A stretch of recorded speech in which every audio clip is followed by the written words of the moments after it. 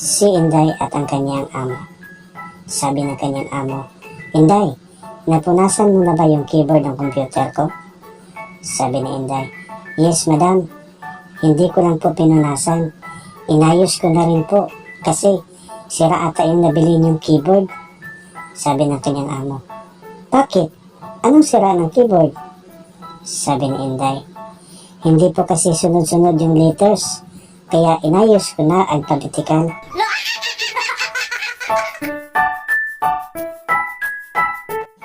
Si Kaloy nag-apply ng trabaho. Sabi ng manager, "Name." Sabi ni Kaloy, "Kaloy po, sir." Sabi ng manager, "Age."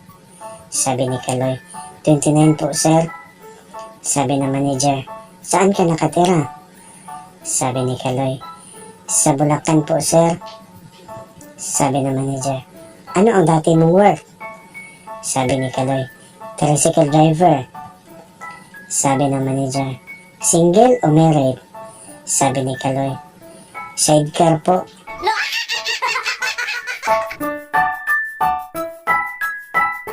Si Miggy at si Kaloy.